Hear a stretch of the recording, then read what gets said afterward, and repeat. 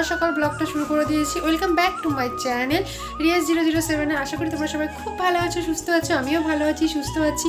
আজ যেহেতু আমার বার্থডে, তোমাদের বড়দের সবার কাছে প্রণাম। তোমরা সবাই আমাকে আশীর্বাদ করো আর আমাকে অনেক অনেক ভালোবাসা দাও। দেখতেই পাচ্ছ পুজো করা কমপ্লিট হয়ে গেছে, স্নানও হয়ে গেছে। আর বর নিয়ে এসেছি আজকে চিকেন, এই জন্য আজকে চিকেন আর ফ্রাইড রাইস রান্না করবো, সেটা তোমাদের সাথে শেয়ার করবো। ভিডিওটা কন্টিনিউ দেখতে থাকো, স্কিপ করো না আর পাশে দেখো।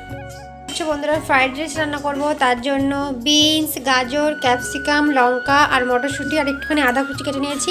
আর এগুলো হলো মাংসের জন্য, দেখতেই পাচ্ছ। আর রাইসের চালটাকেও আমি ভিজিয়ে রেখেছিলাম, 1 ঘন্টার মতো হয়ে গেল। আর চিকেনটাকেও আমি ম্যানেজ করে রেখে দিয়েছি। আর এই কাজু কিশমিশ সমস্ত কিছু এবার আমি রান্নাবান্না শুরু করবো। তোমরা ভিডিওটা কন্টিনিউ দেখো। বন্ধুরা, কী কী দিয়েছি, তেজপাতা দিয়েছি, আর এটা হলো এলাচ, আর এটা হলো বড় এলাচের ইয়ে, আর এটা হলো জয়িত্রী। আর এগুলো দিচ্ছি হলো জলের মধ্যে দিয়ে, জলটাকে এবার ভালো করে ফুটতে দেবো। দেখতে পাচ্ছি বন্ধুরা, জলের মধ্যে আমি পরিমাণ মতো নুন দিয়ে দিলাম, আর জলের মধ্যে একটু সাদা তেল দিয়ে দিচ্ছি, যাতে ভাতগুলো দিয়ে চালগুলো দিলে লেগে না যায়। আর এই জলটাকে আমি ভালো করে এবার ফুটতে দেখতেই পাচ্ছ বন্ধুরা, এই যে ফ্রাইড রাইসের চালটা আমার ফুটছে, এই যে ভাতটা হচ্ছে।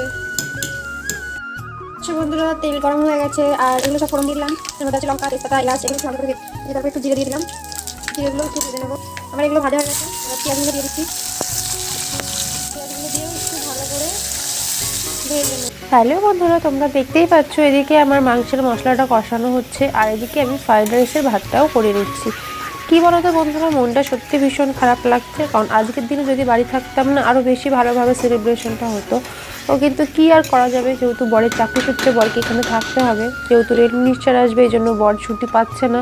কী আর করা যাবে, তবুও বর আমাকে খুশি করার জন্য অনেকটা পরিমাণ চেষ্টা করেছে। সত্যি কথা বলতে ভালোও লাগছে, আবার বাড়ির সবার জন্য মনও খারাপ লাগছে। তারপর দেখতে পাচ্ছ বন্ধুরা, মাংসটাও দিয়ে দিয়েছি, আর মাংসটাও আবার অনেকটা কষানো হয়ে গেছে।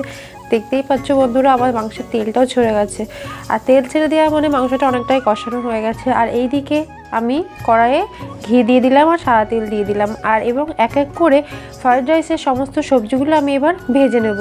আর যেহেতু বরের ডিউটির প্রচণ্ড চাপ, বর যেহেতু ছুটি পায়নি, আর খুব সকালবেলা ঘুম থেকে আমি ওঠার আগেই উঠে পড়েছে, উঠে গিয়ে সমস্ত যেসব সবজিগুলো ছিল না সমস্ত কিছু নিয়ে এসে দিয়েছি, মাংস, মাছ থেকে শুরু করে সব কিছু। মানে আমি ঘুম থেকে উঠে দেখি ওর আমার পাশে নেই। তারপর দেখতেই পাচ্ছ বন্ধুরা, আমার সবজিগুলো ভাজা হচ্ছে আস্তে আস্তে। গাজরটাও দিয়ে আমি এবার ভেজে নেব সমস্ত কিছু অল্প অল্প করে, আলাদা আলাদা করে। আর তোমরা চাইলে এগুলো সমস্তটা ঘি দিয়েও ভাজতে পারো।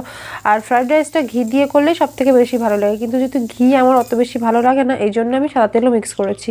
আর তারপরে দেখতে পাচ্ছ কাজু কিশমিশ সমস্ত কিছুই ভেজে নিচ্ছি। আর ঘি দিয়ে ভাজলে না আলাদা একটা স্মেল আছে, সে স্মেলটা কিন্তু সত্যি খুব ভালো লাগে, দেখতেই পাচ্ছ। আর এখানে কোয়ার্টারে ফার্স্ট টাইম ফ্রাইড রাইস রান্না করছি আমি। আর এই যে দেখতে পাচ্ছ সমস্ত সবজিগুলো কিন্তু আমার ভাজা হয়ে গেছে কমপ্লিট। আর এদিকে চিনিটাও একটু গুঁড়ো করে নিচ্ছিলাম, যেহেতু চিনিটা অনেকটা বড় বড় দানা ছিল। আর এদিকে ফ্রাইড রাইসের ভাতটাও কিন্তু আমার একদম রেডি, ফ্যান ট্যান ঝরানো পুরো কমপ্লিট হয়ে গেছে। এবার এই সবজির মধ্যে চিনিটা দিয়ে দিলাম, আর চিনিটা দিয়ে ভালো করে মিক্স করে নেবো। তাহলে কিন্তু সত্যি কথা বলতে চিনিটা সব কিছুর মধ্যে যাবে, বেশ ভালো লাগবে, আর গলতেও টাইম লাগবে না। আর এই যে বন্ধুরা দেখতেই পাচ্ছ, কড়াইয়ে আবার ঘি দিয়ে দিলাম। ঘি দিয়ে আমি সমস্ত সবজিগুলো দিচ্ছি, মানে দুভাগ করে দেবো, যেহেতু আমার কড়াইটা অতটা বড় না, একবারে দিলে ধরবে না, এই জন্য। আর এইগুলো দিয়ে দিলাম, তারপরে আমি ফ্রাইড রাইসের ভাতটাও দিয়ে দেবো। আর কি হয়েছে বলো তো বন্ধুরা, আমার রান্না করতে করতে না গ্যাস ফুরিয়ে গেছে। এক কড়াই যাবে ফ্রাইড রাইস হয়েছে, তারপর আর এক কড়াই, আর 1-2 মিনিট হলে হয়তো পুরোপুরি কমপ্লিট হয়ে যেত, কিন্তু আমার গ্যাস ফুরিয়ে গেছে। তখন আর কি করব, আমার যেহেতু এখানে ইন্ডাকশন ওভেনও নেই, মানে সেই গ্যাসও সঙ্গে সঙ্গে ডেলিভারি দিয়ে যায় না। তারপরে তাও তো তাড়াহুড়ো করলাম। আর এদিকে আমার মাংসটাও দেখতে পাচ্ছ ফুটছে, মাংসটাও রেডি হয়ে গেছে। গরম মশলা দিয়ে আমি এবার নামিয়ে নেব। তারপরে বর এসেছিলো দুপুরবেলায় খেতে, আর আজকে আমার বার্থডে স্পেশাল লাঞ্চ দুপুরবেলায় হলো ফ্রাইড রাইস আর মাংস। আর বাড়ি থাকলে এটা আরও অনেকটা কিছু হতো, যেহেতু একা একা না অনেক কিছু করা সম্ভব না, নিজের জন্য না সত্যি কথা বলতে কিছু করতে ইচ্ছা করে না সেরকম। বরকে তো বলেছিলাম কিছুই করতে হবে না, তাও তো করেছে। আর ওকে জিজ্ঞেস করছিলাম কেমন হচ্ছে, ওর মধ্যে বুঝতেই পারছো খেতে কতটা ভালো হচ্ছে। সত্যি কথা বলতে খেতে কিন্তু সত্যি ভীষণ ভালো হয়েছিল, দেখতেই পাচ্ছ আমিও খাচ্ছি। আর বর এই ভিডিওটা করে দিয়েছিল। আর কোয়ার্টারে এসে ফার্স্ট টাইম ফ্রাইড রাইস রান্না করলাম, বাড়িতেও করেছি, কিন্তু এখানে এসে বর বললে সত্যি কিন্তু ভীষণ ভালো হয়েছে, টেস্টি হয়েছে। গুড ইভিনিং, দেখতেই পাচ্ছ নিজের জন্মদিন নিজেই পায়েস রান্না করছি, কি আর করা যাবে। আমি যেহেতু বাড়িতে নেই, এই জন্য নিজের জন্মদিনে সব কিছু নিজে হাতেই করতে হচ্ছে। বড় হেল্প করছে কিছু কিছুতেই, দেখতেই পাচ্ছ পায়েস বসিয়েছি, আর পায়েসটা হাঁড়িতেই বসিয়েছি, যেহেতু কড়াতে দুধটা উতলে পড়ে যাবে এই জন্য। তোমরা ভিডিওটা দেখতে থাকো। পায়েস বানাচ্ছি আমি, আর কি বলবো। দেখতেই পাচ্ছ বন্ধুরা, পায়েস রান্না হচ্ছে। নিজের বার্থডের পায়েস নিজেই রান্না করছি। যেহেতু আমি বাড়িতে নেই, বাড়িতে থাকলে মা রান্না করে দিত, আর এখানে যেহেতু আমি আছি, বর অনেক হেল্প করেছে, আর আমি রান্না করছি।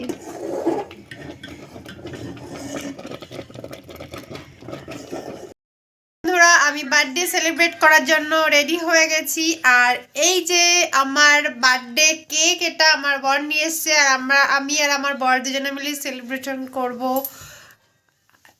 এই যে পায়েস, সেটা দেখতেই পাচ্ছ আমি নিজে হাতে বানিয়েছি। আর বর আমার জন্য নিয়ে এসেছে একটা ফুলের বুকে, বেশ সুন্দর লাগছে তাই না বলো? আর আমি কেক কাটবো, তোমরা আমার সঙ্গে ভিডিওটা কন্টিনিউ দেখতে থাকো। দেখে নাও বন্ধুরা, ভালো করে আমার বার্থডে কেকটা দেখিয়ে দিচ্ছি। আর বার্থডে কেকটা কেমন হয়েছে অবশ্যই কিন্তু কমেন্ট করে জানিও। আর আমার নিজের হাতে তৈরি করা পায়েসটা দেখতেই পাচ্ছ বন্ধুরা। আমি এদিকে ফোনে কি একটা দেখতে ব্যস্ত ছিলাম, বর এদিকে ভিডিও করছিল। আর সত্যি বলতে ভীষণই খারাপ লাগছিল। আজকে দিনটা আমি বাড়িতে থাকতাম তাহলে সবাই আমার পাশে থাকতো, যেহেতু বিয়ের পরে ফার্স্ট বার্থডে, এই জন্য। বিয়ের আগে বার্থডে সেলিব্রেশন করেছে, সেবারও বর গেছিলো আমাদের বাড়িতে, কিন্তু তবুও বিয়ের পরে একটা আলাদা অন্যরকম সব কিছু হয় না, শ্বশুরবাড়ি সবার সঙ্গে একসঙ্গে কাটানো টাইমটাও তো ভালো লাগে। সবারই খারাপ লাগছে, দেখতে পাচ্ছ আমি লাইটারটা করে জ্বালাতে পারি না। বর সেটাই বলছিল যে বিয়ের আগে যখন আমি লাইটারটা জ্বালাচ্ছিলাম তখনও সে হাত উল্টো করে, এবারও সেরকমভাবে উল্টো করে জ্বালানোর চেষ্টা করছিলাম।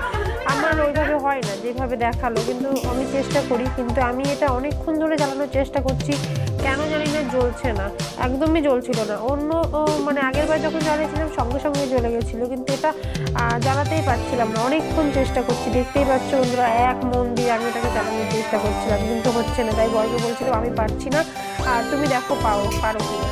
তাই ও অনেকক্ষণ ধরে ইয়ে করছিলো, কিন্তু সত্যি কথা বলতে অনেকক্ষণ ধরে জ্বালানোর পরেও এটা মানে জ্বলছিলই না। মানে এত বাজে মনে হয় জিনিসটা, ভীষণই বাজে জিনিসটা।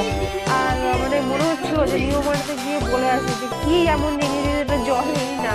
প্রচণ্ড রাগ হচ্ছিল, কিন্তু কি আর করা যাবে না জ্বললে। আর দেখো কতক্ষণ ধরে চেষ্টা করেছে, লাইটারটাও কিন্তু প্রচণ্ড গরম হয়ে গেছিলো। আর আমি বরকে বলছিলাম ছেড়ে দাও, তোমাকে আর জ্বালানোর দরকার নেই এটা, মানে এত বাজে দেখো। আর তাই মানে কতক্ষণ ধরে চেষ্টা করছে তোমরাই দেখতেই পাচ্ছ ভিডিওতে, কারণ ভিডিওতে আমি কোনো কিছু কাট করিনি, দেখতেই পাচ্ছ মানে কতক্ষণ ধরে চেষ্টা করা হচ্ছে, কিন্তু এটা কিছু মতেই মানে কোনো মতেই এটাকে জ্বালানো যাচ্ছে না। আর এই যে একটু একটু করে ইয়ে হচ্ছে, মানে পুরোপুরি যে মানে সেটা হয় না, সেটা হচ্ছে না, কেন জানি না। দেখো অনেকক্ষণ ধরে চেষ্টা করছে, কিন্তু প্রচণ্ড রাগ হচ্ছিল। আর মনে হচ্ছিল কেন জ্বলছে না, কেন জ্বলছে না। আর এই যে পর দেখছে মেরে যে কী হয়েছে, কেন জ্বলছে না। আর ওর হাতে আমি বলছিলাম যে হাতে ছাকা লাগবে, সেই ছাকাটা লেগে গেল। আমি তারপরে আমি আবার তুলে দিলাম, আমি দেখছিলাম তুলে নিয়ে যে জলে কি না। তারপর ওর কাছে চাচ্ছিলাম লাইটারটা, বলছে না দেবো না, আর হাতে ছাকা লাগবে। আমি বলছি না দাও, কিচ্ছু হবে না। তাও আমি ওর কাছ থেকে জোর করে নিয়ে নিলাম লাইটারটা, দেখতেই পাচ্ছ। আর আমি অনেকবার চেষ্টা করছি জ্বালানোর, কিন্তু আমি পারছি না। এই যে গরম হয়ে গেছে পুরো লাইটারটা, আমার লাইটারটাই নষ্ট হয়ে গেছে। কিন্তু এই যে এই